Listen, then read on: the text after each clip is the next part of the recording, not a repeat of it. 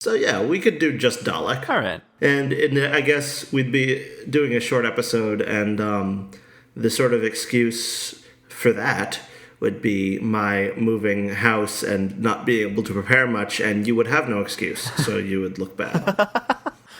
Yeah, there you go. And you're okay with that? Sure. Okay. Well, I'm okay with that. I'm okay with you looking bad. Yeah. Well, I mean, I never have any good excuses, so this is nothing new.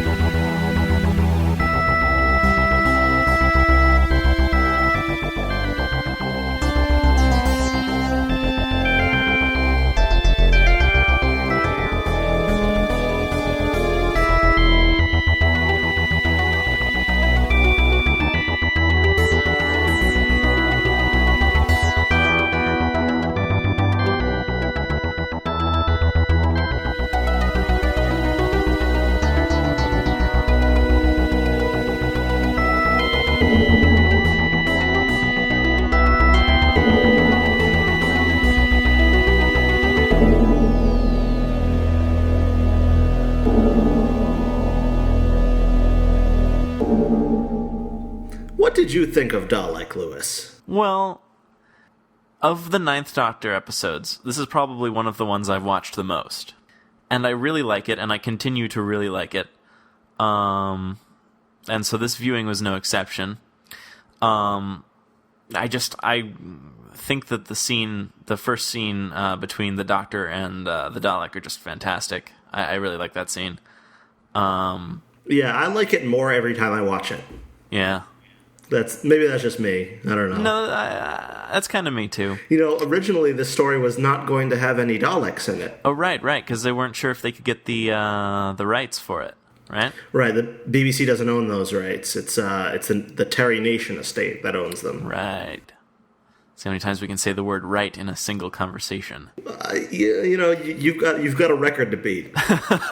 But I believe the original villain for the story was going to be the Toclafane. Really? Yeah, I think the Toclafane were originally devised to be the villain in this story. Ah, I didn't know that. And I suppose we would have ended up learning that there was this great time war between the Time Lords and the Toclafane. It seems kind of bizarre to say that now. Yeah. To think how differently that could have turned out. Yeah, it's one of those things that I learned while I was reading The Writer's Tale, which is a book of emails between Russell T Davies and the journalist Benjamin Cook, and they talk about the process of writing Doctor Who and stuff, and that's one of the things that came up. And they were jokingly referring to this episode as Absence of the Daleks, because they honestly thought they weren't going to get the Daleks. So I'm really glad they did. Yeah, I would agree with that. The story just wouldn't have been as good without the Daleks, particularly just because there's so much history between the Doctor and the Daleks, and I like seeing that sort of come up, you know, and you know, the Doctor even sort of makes mention of Davros without actually naming him, and you know, it's just great to see all that sort of, because you know, like, or at least, you know, fans would know all of this stuff and all the references that are being made, except for the Time War, of course, but, you know, like, all the stuff, like, with the creation of the Daleks and all that stuff, it's, I don't know, I mean, like, and, you know, on my first viewing, I didn't have any knowledge of that, so I got more out of it, with later viewings, and I really like it. Right, I'm the same. I mean, when I first saw it, I was pretty new to Doctor Who in general, so it also worked on the level of being a really good introduction of the Daleks. Yeah. Especially considering, you know, if you don't know anything about the Daleks and Doctor Who, which is the default state of most Americans, I think. Mm-hmm. If you don't know much about them, then it's not immediately obvious to you that the Dalek would be threatening. Right. It sort of looks like R2-D2. Yeah. And I mean, this episode does a really good job of selling it as a genuine threat. Yeah, that's true. And I mean, like, especially with how emphatic the Doctor is, and I think Christopher Eccleston really does a great job, you know, conveying this, like, fear for the Dalek, and it's just, or of the Dalek rather, and it's just, it really sort of drives home the idea that this is something that is really dangerous, and like you can't possibly know how dangerous it is, and like it's he really makes it seem terrifying. Yeah, and that's pretty much the reason why it is terrifying, I guess.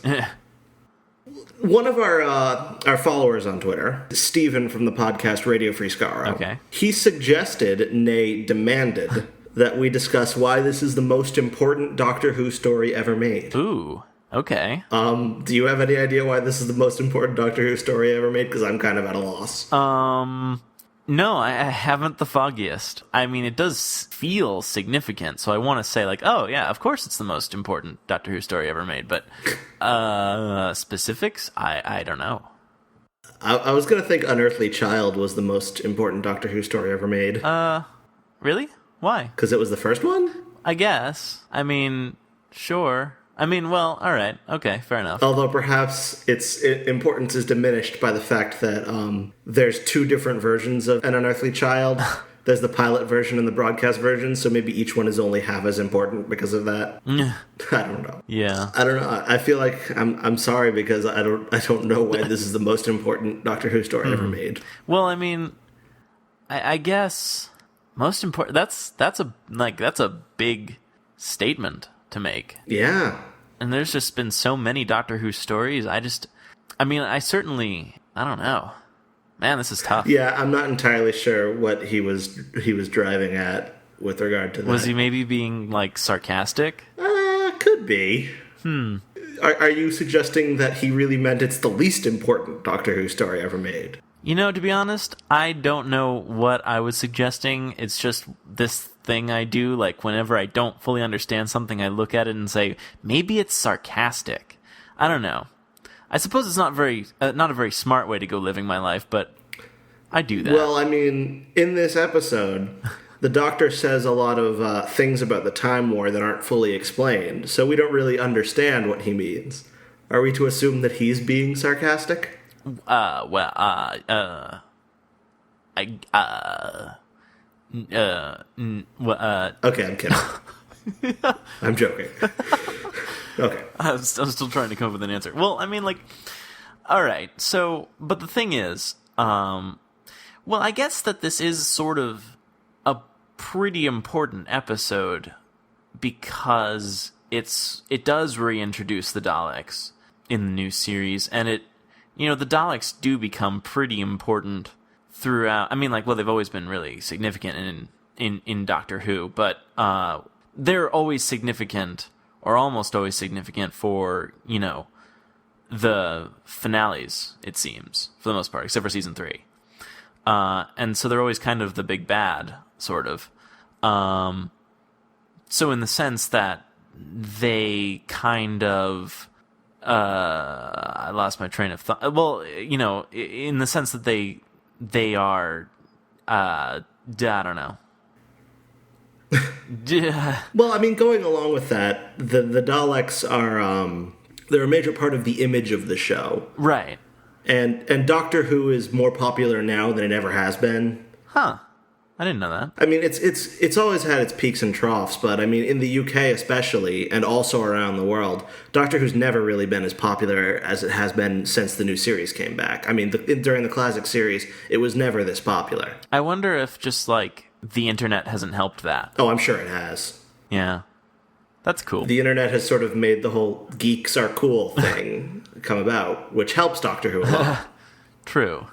But Doctor Who is always on the cover of magazines in Britain, like the Radio Times, which is their TV listings magazine, and various pop culture things, and like you always see the Daleks there front and center. And I mean, sometimes you'll see the Doctor, but the Doctor changes every couple of years. And the Daleks change a little too, but they're still basically Daleks, so they're a constant part of the image of the show. So bringing back the Daleks is one of the most important parts of bringing back Doctor Who, I guess. That makes sense. Yeah, I mean, like... Yeah. I mean, the Doctor as a character kind of does stay sort of the same, but I mean, like, there are various elements of his personality that always do change. But yeah, the Daleks are pretty much always looking to kill stuff and there's really not a whole lot. There's not much of a change there. So yeah, I would say that's kind of interesting that that a villain is perhaps the most iconic character of a show. Yeah, and I'm talking in terms of like the iconic visual. Right. That is a major part of it. Like, I mean, right now you see Matt Smith's face all over the place in terms of promoting the show. But you also see the Daleks, and you're always going to see the Daleks all over the place. Whereas Matt Smith, you're only going to be seeing him all over the place while he's still the Doctor. Right. That's a good point. So, I guess that's why Dalek, the episode that brings the Daleks back, I guess that's probably why Steven would say that it's the most important story of all time. Yeah. And even if it isn't, we're just going to roll with that, I think. I think that's something we can roll with. Yeah. I mean, I certainly can't think of any other reason. At least not a better one. I guess I can think of other reasons, but not necessarily better ones. Okay. Did you know that this story was based on a Big Finish audio drama? What? No way. With which Doctor? Sixth Doctor. Really? Yeah, I haven't heard it, but I've heard talk of it. It's called Jubilee. Jubilee. Yes. Huh. And it was written by the same writer, Rob Shearman. Huh. I do know, as an interesting factoid, that there were nods to Jubilee made by the prop people who make props for this episode. Like, they made a pizza box like that said Jubilee Pizza on it, and these pizza boxes were like in Adam's laboratory or something, but they never made it on screen, and they were used in other episodes instead. Wow. So there's some obscure trivia. Yeah, really. Well, that's interesting. Obviously, when you said, it was based on another, one of the Big Finish audios, the first thing that leapt to mind was how Human Nature was based on, what was it, an Eighth Doctor novel? Right. So, like, I'm wondering... No. It was a Seventh Doctor novel. Seventh Doctor, right. Yes, okay. That's cool. Did you know that Blink is based on a Ninth Doctor short story? No. I think it's called What I Did on My Summer Holiday by Sally Sparrow, and it features the Ninth Doctor. And it's not the exact same story, but it's a similar one. What? By Stephen Moffat. The story was by Stephen Moffat. It was in like a Doctor Who, I think it was either an annual or a storybook or something. Huh. Yeah. And The Lodger was based on... The 11th Doctor story, The Lodger, was based on a comic strip from Doctor Who magazine. Right. I remember that. I remember reading that. With Mickey right. rooming with the 10th Doctor. Yeah, that's interesting. Yeah. It's kind of cool. I guess that wasn't some... I guess this is something that's just kind of recently started. It seems like that it's... Or at least I'm not aware of any... classic Doctor Who stories that were based off of other media. There wasn't much in terms of other media back then. Right, I guess, yeah. Because, that's interesting. That's kind of cool. There was some, but not much. I mean, there were the two films starring Peter Cushing. Oh, yeah. That were based on stories with William Hartnell. Huh. But other than that, there wasn't much in that. Fascinating. A big question surrounding this story, Dalek.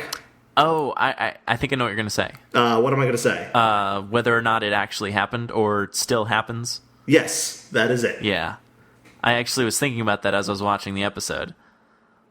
I don't know what to think about that. Well, right, because, and if anyone's listening to this who isn't aware of this conundrum, it's set in 2012, and the plot of the story hinges on the notion that Van Staten and his people have never heard of the Daleks, don't recognize a Dalek, whereas in Journey's End, the entire Earth is stolen by Daleks, and everyone on Earth basically knows what the Daleks are. Right. Now, actually, it just occurred to me that, you know how in Series 5, the Doctor makes a big deal about Amy not knowing what the Daleks, or who the Daleks were. Right. I'm trying to remember if that actually can make sense with what was revealed in the finale, or if that's still kind of up in the air. I got the sense that the show had not adequately addressed the reason Amy doesn't remember the Daleks, but for some reason I feel like they're not going to. I feel like they're just going to say, oh, it has something to do with the crack in time. Okay. And perhaps that's the reason for this story as well. Yeah. And it seems to me like I want to say that by just like sort of throwing that into question, that, Amy doesn't know about the Daleks, maybe you can sort of rationalize that, oh, okay, maybe there is something that happened or something that allows for everyone to forget about the Daleks so that this story can still sort of make sense. Yeah. And this is where you sort of your head starts to hurt because you think of like how time works and everything, but yeah. I want to say that this was before the crack in time happened, but that doesn't make any sense to say before the crack in time, because the crack pervades time itself, and there is no before and after the crack, which would also seem to make it impossible that, like, okay, everyone knew about Daleks before, but now that the crack happened, they don't know anymore. See what I'm saying?